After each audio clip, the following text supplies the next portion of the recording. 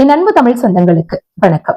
மக்களை, கனிந்த மரம் தான் கல்லடிப்படும், கனியாத மரம் காற்றிற்கே சத்தம் போடும் அப்படிங்கிறது பழமொழி. அதே மாதிரிதான் இன்னைக்கு தமிழகத்துல இந்த திமுக அரசாங்கமும் இந்த திமுக அரசாங்கத்தால் நியமிக்கப்பட்ட அந்த கட்சியை சார்ந்தவர்கள் எந்த பொறுப்புல நாம இருக்கோன்றதை மறந்துட்டு பாஜகவையும் அல்லது பாஜகவிற்கு ஆதரவு தெரிவிப்பவர்களையும் கடுமையான சதித்திட்டத்தின் அடிப்படையில விமர்சனம் செய்வதையும் தரம் தாழ்த்தி பேசுவதையும் வாடிக்கையா கொண்டிருக்காங்க.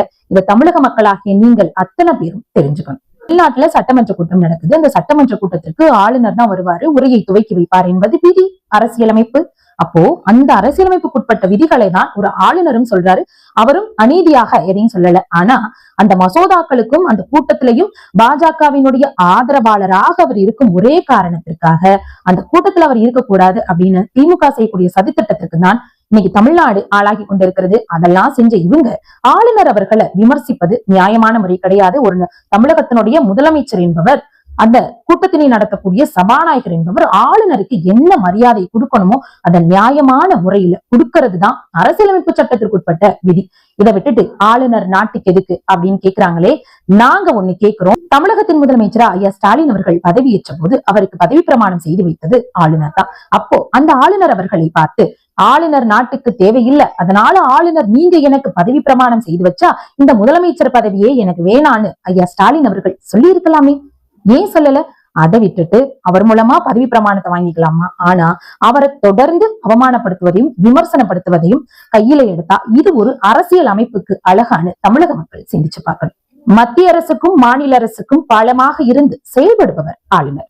மாநிலத்தோட நிர்வாகத்தை கண்காணிக்கிறதுக்காக ஜனாதிபதி அவர்களுடைய நேரடி கட்டுப்பாட்டுல நியமிக்கப்படுபவர் ஆளுநர். சட்டமன்றத்துல நிறைவேற்றப்பட்ட மசோதாக்களுக்கு ஒப்புதல் அளிப்பது, திருப்பி அனுப்புவது, ஜனாதிபதிக்கு நேரடியாக அனுப்புவது போன்ற அதிகாரங்களை கையில் எடுத்திருப்பவர் ஆளுநர் அவர்கள். சட்டமன்ற கூட்டம் கால வரையறையில இல்லாத போது கூட அவசர கால சட்டமன்ற கூட்டம் ஆர்டினன்ஸ் பிறப்பிக்கக்கூடிய அதிகாரம் கொண்டவர் ஆளுநர் அவர்கள். மாநில உயர்நீதிமன்ற நீதிபதிகளை நியமிக்கிறதுல ஆலோசனை வழங்குறது, சிறை தண்டனை பெற்றவர்களுக்கு மன்னிப்பு கொடுக்கிறது, தண்டனை குறைக்கிறது போன்ற அதிகாரங்களை கொண்டவர் ஆளுநர். இதெல்லாம் விட இந்த திமுக அரசுக்கு இந்த ஆளுநர் என்பவர் ஏன் இருக்கக்கூடாது அப்படின்னு நினைக்கிறாங்கன்னா தமிழக மக்கள் முக்கியமா தெரிஞ்சுக்க வேண்டிய விஷயம் இதுதான்.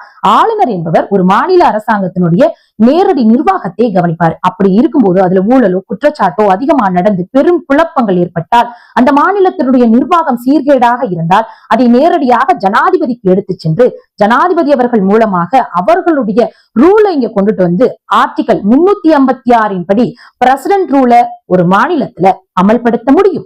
அதனாலதான் எங்க நாம செய்யற தில்லுமுள்ளெல்லாம் தொடர்ந்து ஆளுநருக்கு தெரிஞ்சு இங்க இருந்து கடுப்பாகி ஜனாதிபதிக்கு கொடுத்து ஆட்சி ஜனாதிபதி மூலமா மாற்றப்படுவோன்ற பயமும் இந்த திமுக அரசாங்கத்திற்கு இருக்கக்கூடிய ஒரே காரணத்திற்காக தான் தொடர்ந்து வஞ்சித்துக் கொண்டிருக்கிறது இந்த திமுக அரசாங்கம். தமிழகத்தினுடைய ஆளுநர் மாண்புமிகு RN ரவி ஐயா அவர்களை தொடர்ந்து விமர்சனம் செய்வதை மட்டுமே வாடிக்கையா வச்சுட்டு இருக்கக்கூடிய இந்த திமுக அரசாங்கமும் சபாநாயகர் ஐயா அப்பாவு அவர்களுக்கும் நாங்க ஒரு கேள்வி கேட்கிறோம். ஐயா, நீங்க சட்டத்திற்குட்பட்டு நடந்திருந்தா ஜனாதிபதி அவர்களால நியமிக்கப்பட்ட ஆளுநர் அவர்கள் பெரியவர்களா, இல்ல சட்டமன்ற உறுப்பினர்களால நியமிக்கப்பட்ட உங்கள் பதவி பெரிதா? இன்னொரு விஷயம், ஐயா சபாநாயகர் அப்பாவு அவர்களை பார்த்து நான் ஒரு கேள்வி கேட்கிறேன். இன்னைக்கு நீங்க சபாநாயகர் எங்க இருக்கீங்க? சட்டமன்ற கூட்டத்தொடர்ல உட்கார்ந்துருக்கீங்க. ஆளும் கட்சி இருக்கு, எதிர்கட்சி இருக்கு. சரி, இப்போ இந்த ரெண்டு இடத்துக்கும் நீங்க எதற்கு தேவைப்படுறீங்க? ஆளும் கட்சியாலும் எதிர்கட்சியாலும் எடுத்து வைக்கக்கூடிய வாதங்கள், விவாதங்கள் நேர்மையான முறையிலும் நல்ல முறையிலும் கலவரங்கள், சண்டைகள், பிரச்சனைகள் இல்லாம இருக்கிறதுக்கு ரெண்டு தரப்புக்கும் ஒரு நியாயமான நியாயவாதி சபாநாயகராக தேவைப்படுறாங்க.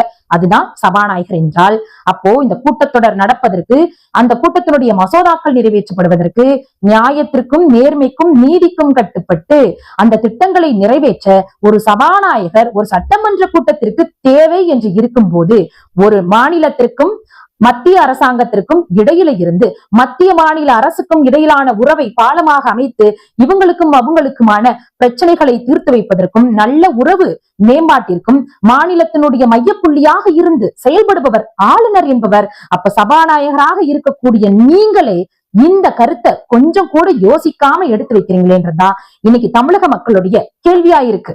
மொத்தத்துல ஒரு விஷயம் மட்டும் தெரியுது, நான் சபாநாயகர் தான், ஆனா மக்களுக்கு அல்ல. என்னை சபாநாயகராக நியமித்த அரசாங்கத்திற்கு மட்டும்தான் நான் நியாயத்தையும் நேர்மையும் பேசுவேன்.